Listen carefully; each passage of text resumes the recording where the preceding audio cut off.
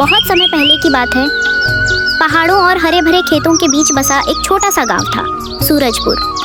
इस गांव के लोग बहुत मेहनती और सीधे साधे थे। वे दिन भर खेतों में काम करते और शाम को खुशी से अपना जीवन बिताते। लेकिन इस गांव में एक अजीब डर फैला हुआ था। गांव वाले मानते थे कि जब भी चंद्र ग्रहण लगता है तो गांव में कोई बड़ी मुसीबत आने वाली होती है। इसी गांव में रामू नाम का एक समझदार लड़का रहता था।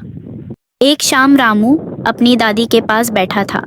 दादी, लोग चंद्र ग्रहण से इतना क्यों डरते हैं? बेटा, हमारे बुजुर्ग कहते थे कि चंद्र ग्रहण अशुभ होता है, उस समय बाहर नहीं निकलना चाहिए।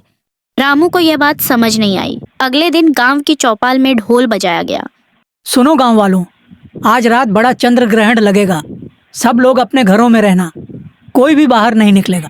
यह सुनकर गांव के लोग डर गए। रात होते ही पूरे गांव में सन्नाटा छा गया। लोगों ने अपने घरों के दरवाजे बंद कर लिए। लेकिन रामू के मन में एक सवाल बार बार आ रहा था। दादी, मैं बाहर जाकर देखना चाहता हूँ कि चंद्र ग्रहण में ऐसा क्या होता है। नहीं बेटा, बाहर मत जाना। लोग कहते हैं उस समय बाहर जाना खतरनाक होता है। रामू धीरे से घर से बाहर निकल गया। आसमान में चांद धीरे धीरे काला होने लगा था। रामू ध्यान से चंद्र ग्रहण को देखने लगा। उसे कुछ भी डरावना नहीं लगा।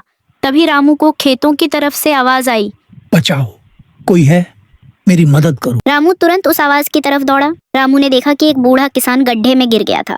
बेटा, अगर तुम नहीं आते तो मैं पूरी रात यहीं फंसा रहता। रामू ने किसान को गड्ढे से बाहर निकाला।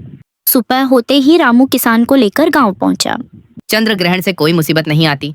मुसीबत तब आती है जब हम डर के कारण सही काम करना छोड़ देते हैं।